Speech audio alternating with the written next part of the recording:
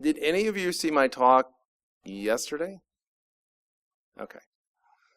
Would you like to maybe kind of continue that discussion, maybe go over some ideas, Python a little bit more? Or you want to do something? What do you guys want to talk about? You want to talk about that or something else?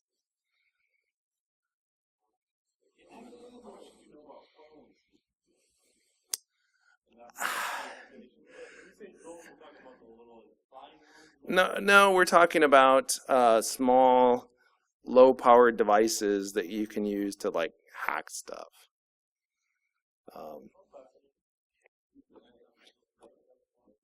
And so,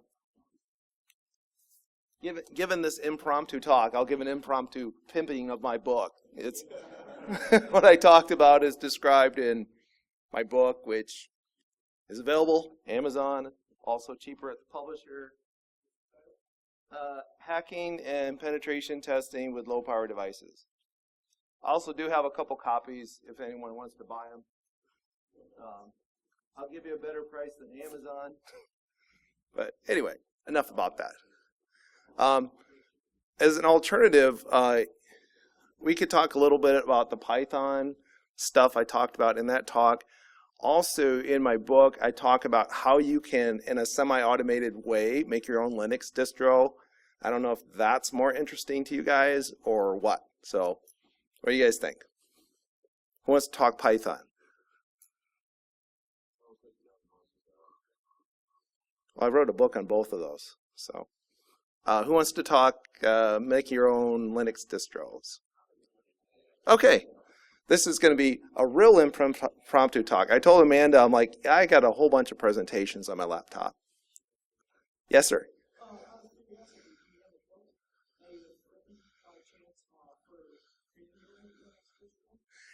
This is actually contained within my book, the one I was just pimping out.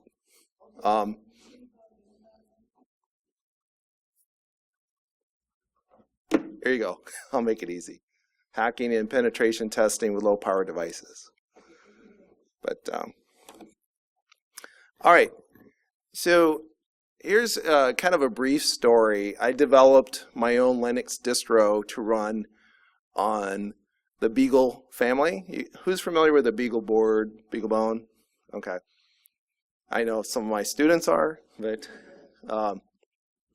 so I developed this stuff to run on the Beagles. And originally what I did is I started out, I had done some USB work a few years back with USB forensics and microcontrollers. And I wanted to update that and upgrade it so that I could work with high-speed devices, not just full-speed USB devices and things like that. And so I started doing some work with the Beagle board. And after a little bit into that, I'm like, hey, this is like a really sweet piece of hardware, and it's a huge waste just to do this one little thing with it. So I should do some pen testing stuff with it. So I'm like, okay, I'm going to do some work with that. The next thing I knew, I was writing my own pen testing distro. And the funny thing is, I had submitted a talk for GrrCON. I talked about USB at the first one, and at the second one, I said, okay, well, I'm going to talk about this new stuff with USB, and I almost forgot to add the USB stuff because I got so excited and so carried away, like making my own distro with all this pen testing goodness in it. And then I came back and I'm like, oh, I should actually do some USB forensic stuff, which I did at the very end.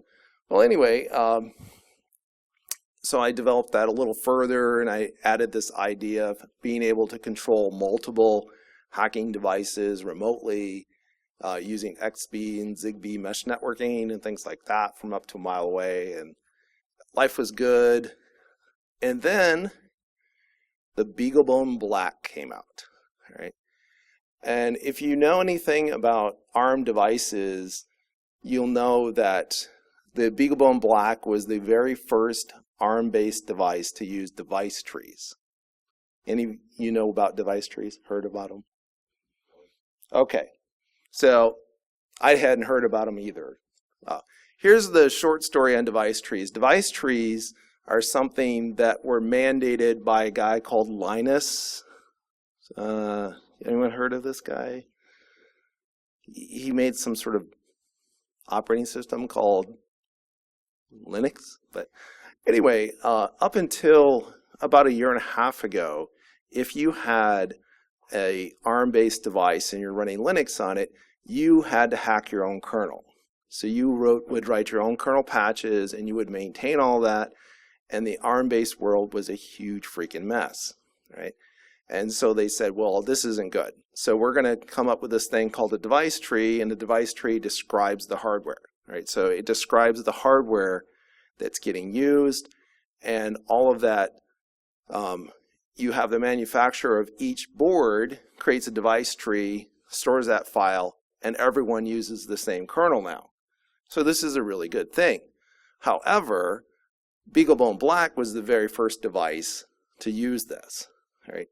Which meant everything was different in terms of interfacing new hardware to your existing systems, and this made life very difficult.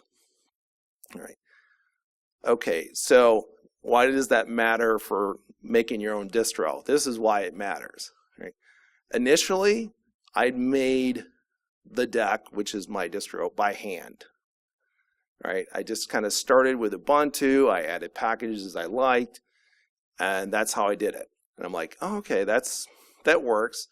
Well, with the BeagleBone Black, I couldn't just take what I had and then say, oh, I'm going to port it. I'm just going to copy it over to BeagleBone Black, because the BeagleBone Black had a new kernel that was totally different, and there were no hacked kernels, earlier kernels available for it.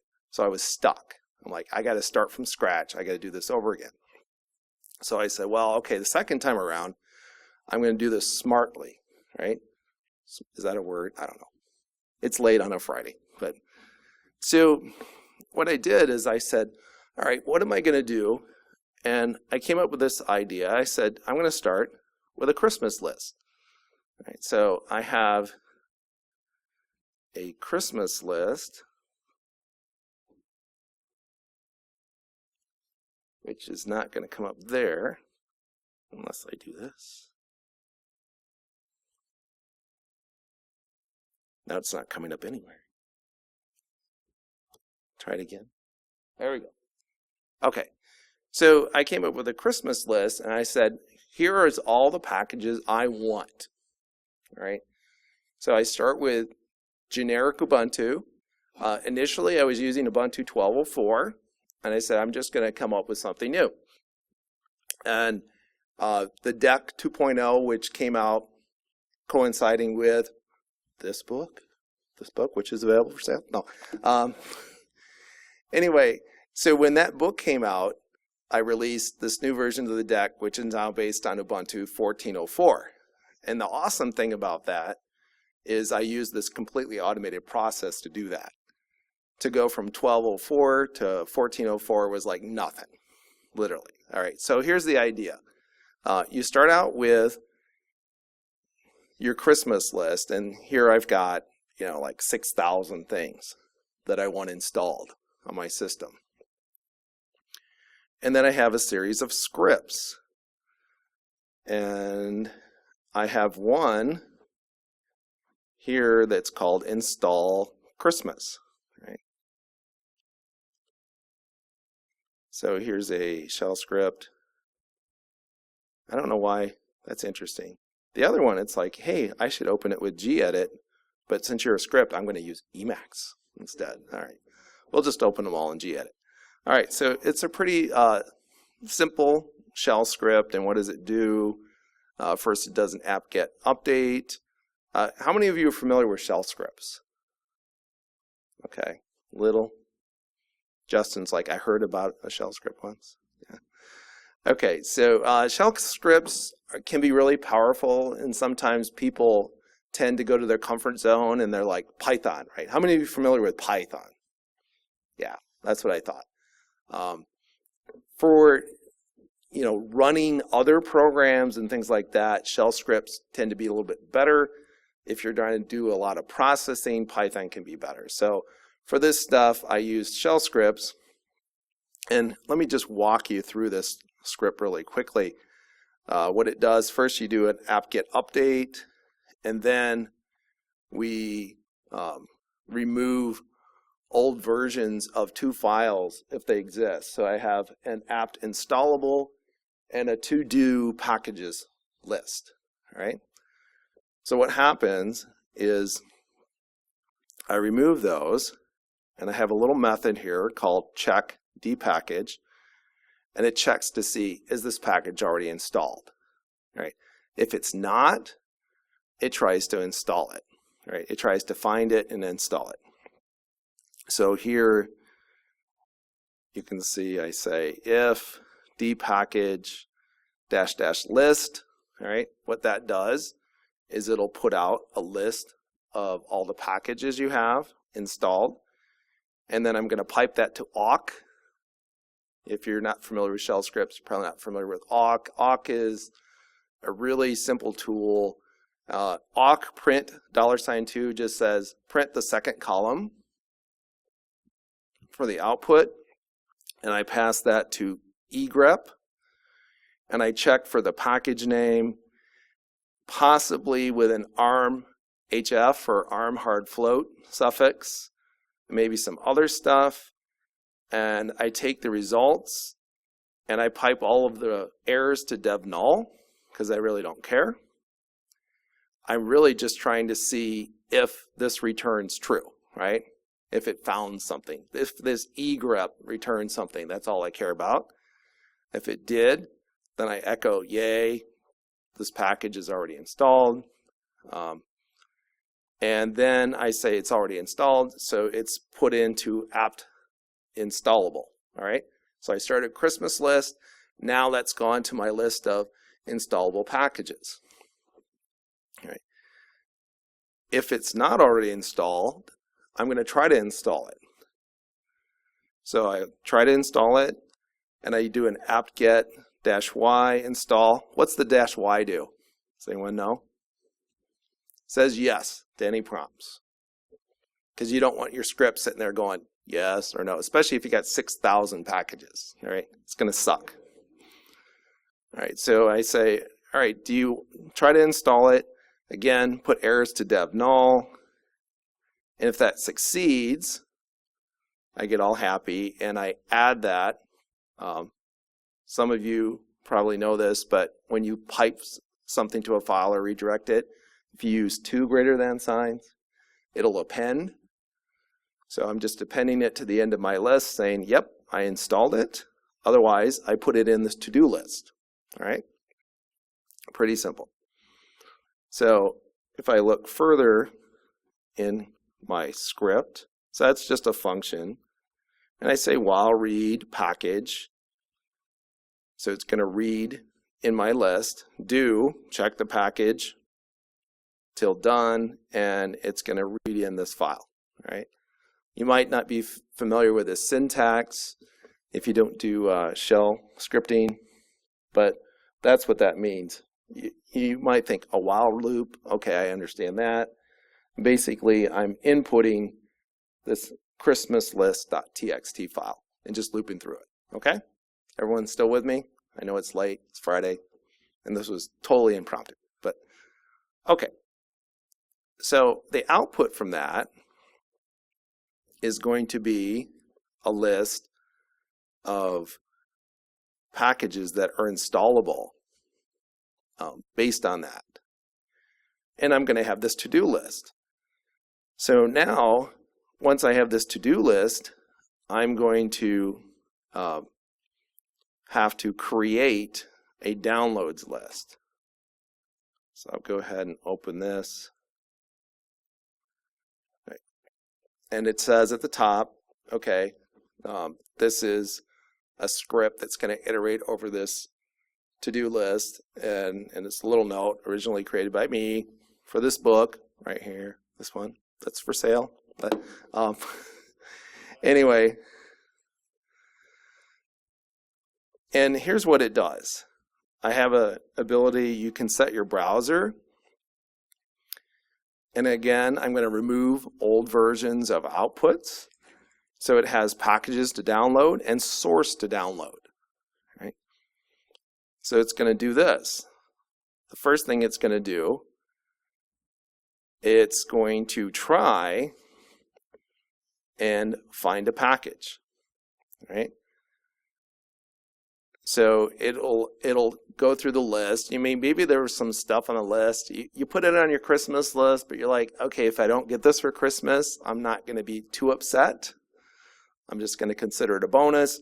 So the first thing it's going to do is say, hey, did you want to try to find this thing out there? And it reads the response. And if you said no, then it's going to say, all right, I'm just going to say build from source. And if you said yes, then it's going to say, let me try to find it, right? Or you can say yes or no, or you can drop it like it's hot, right? You can just say, I don't care, screw this package, all right? And so then what it'll do is launch a browser. It's going to launch a browser and do a Google search, right? So I have a little regular expression here, creates a Google search, and it'll bring up a list. And from there, you can enter a URL, right? You can browse around through the results. You find one that says, oh, here's a Debian file. So you can use that. Or maybe you don't find one. Okay. After that, it'll say, did you find it? And whatever you found, it's going to say enter the download URL, or just press enter. Enter means I didn't find anything, sorry.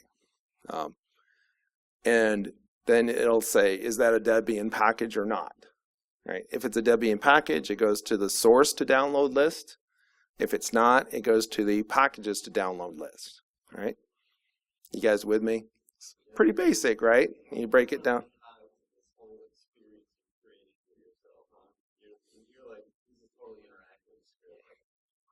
Well, but it's way better than doing this by hand. No, I think it's interesting. You're entertaining yourself launching a web browser to find the thing that you need. And I will say this, 80% plus of all of the packages were available in the standard repositories.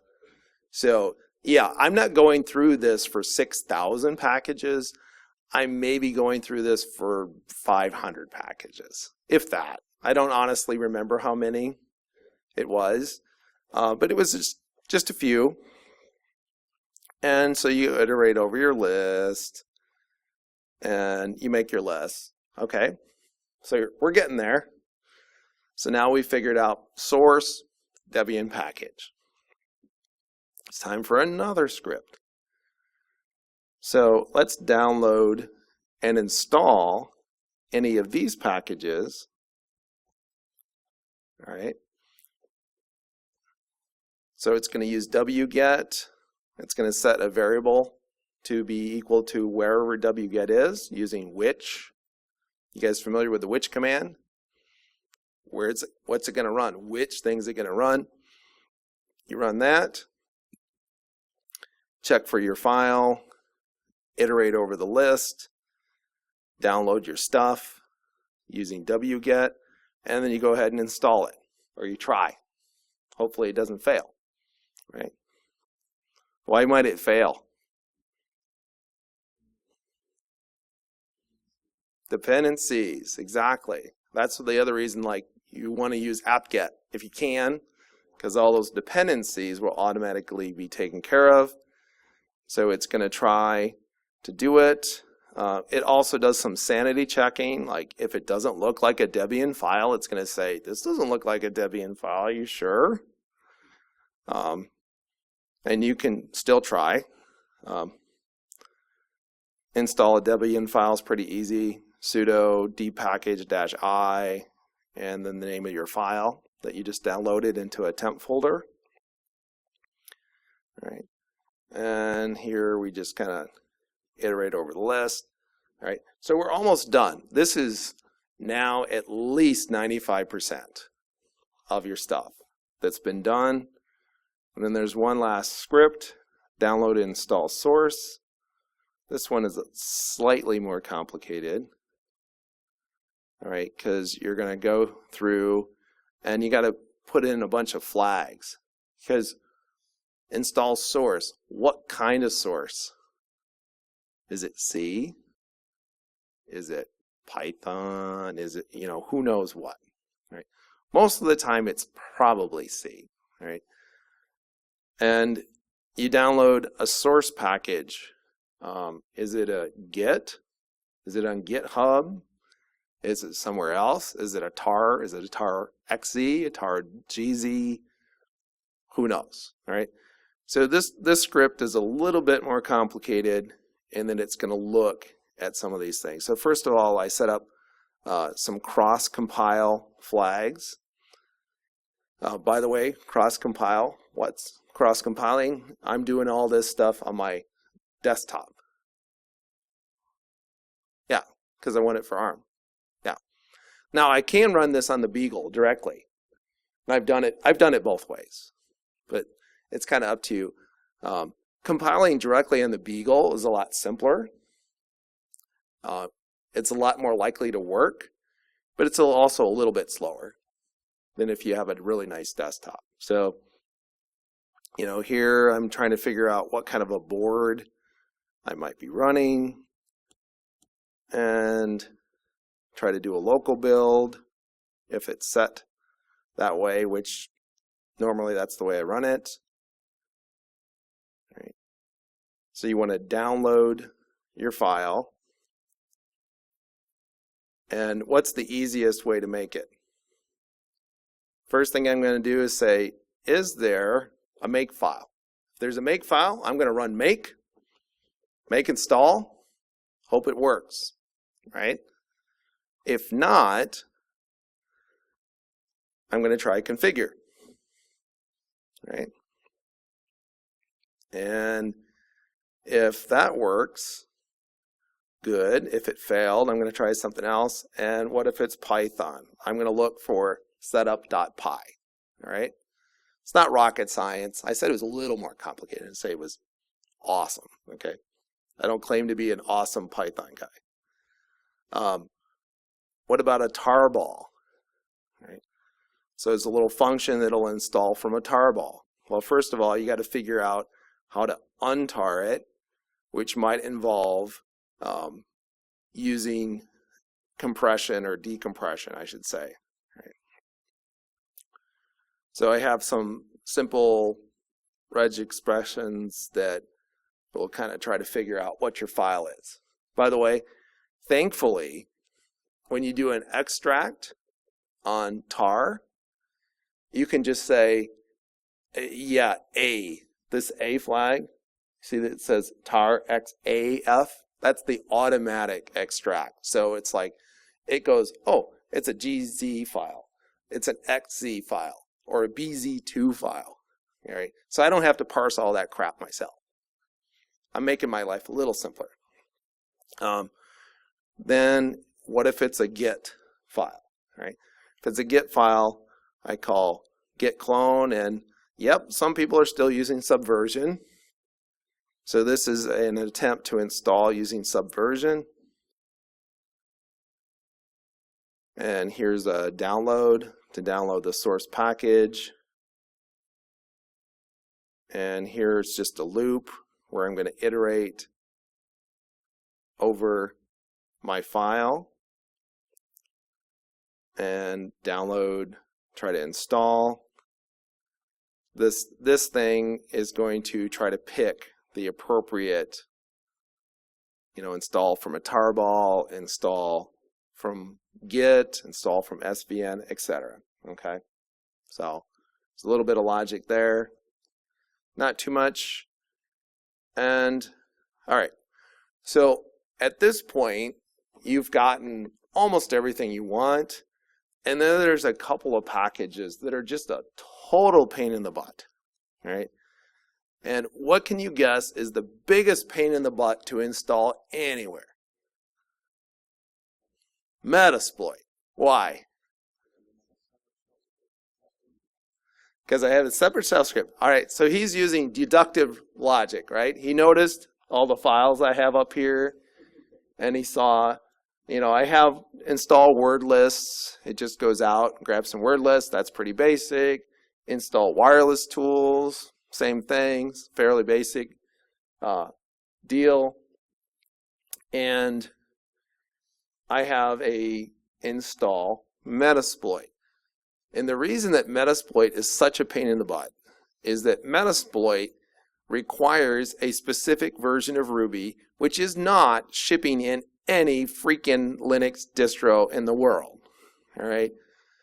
So if you try to install Metasploit with anything other than, Ruby 1.93, whatever, it doesn't work. All right.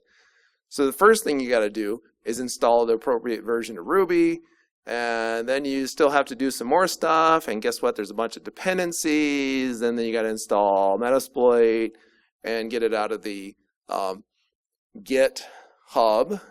Now, some of you might say, why should I bother to get it from GitHub, right?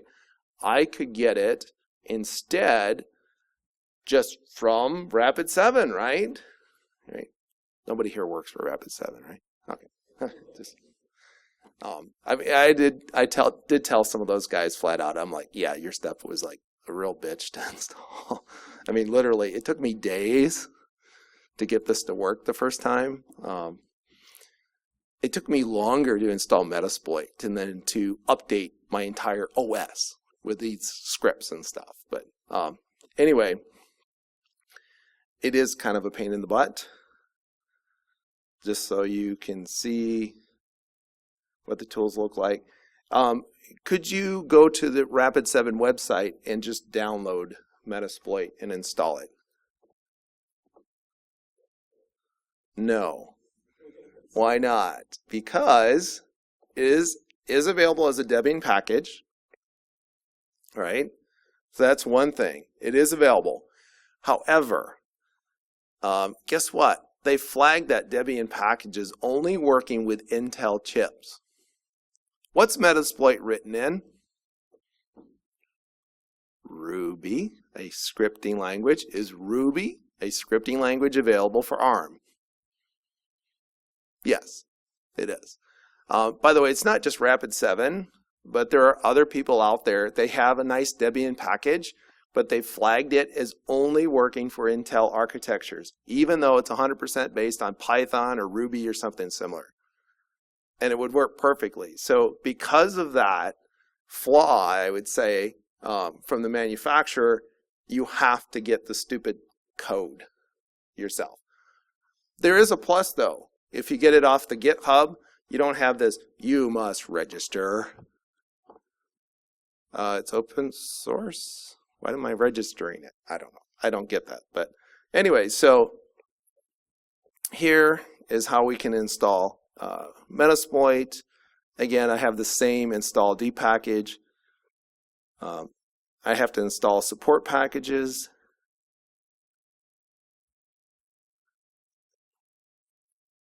And here's a list of support packages. You can see there's quite a few, right?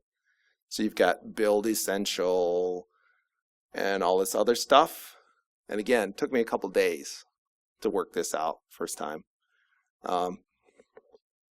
Then you have to get the correct version of Ruby. To get the correct version of Ruby, you have to use the Ruby version manager. So you can use curl to download this stuff. And, this is very simple command, right? Just do all this. And again, Ruby 1.9.3 has to be that version, not better, not worse. All right. And then you want to get the code from GitHub. So you get the code from GitHub, download it using git clone. Now you have to install the gems, install the bundler, and then use bundle install. And if you've been a good person, you probably have a working Metasploit. All right.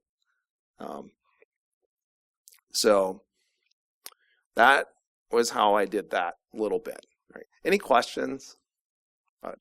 Hopefully this is sort of coherent. I know I'm a little tired and it's late and this was not planned, but All right. No questions? Awesome. I know that we're sort of a little early, but unless there's something else, is there anything else you guys want to talk about? Or?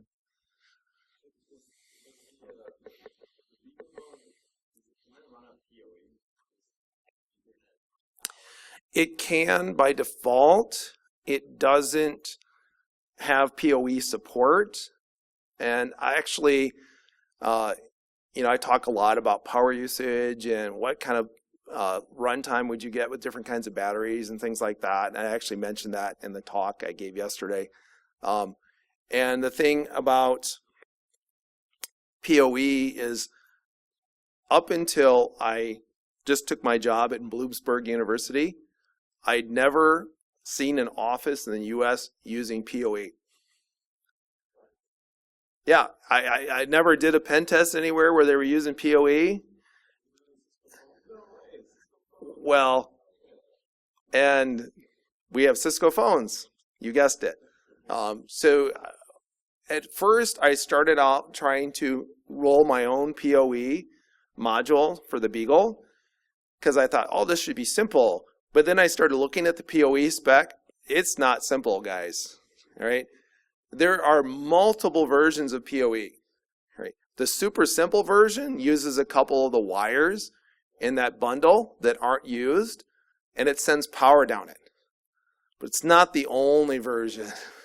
There's some other versions that will send power signals down data lines.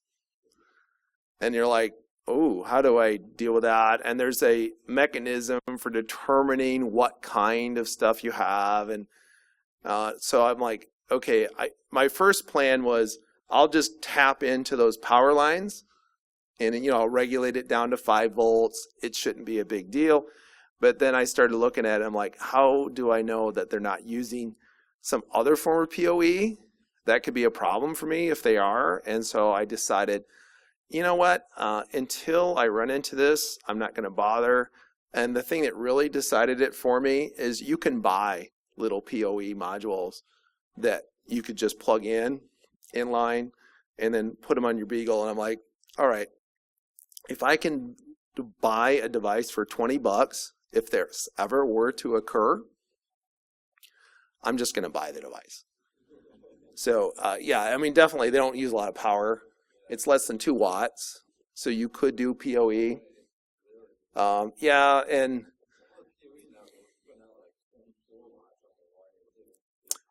yeah, the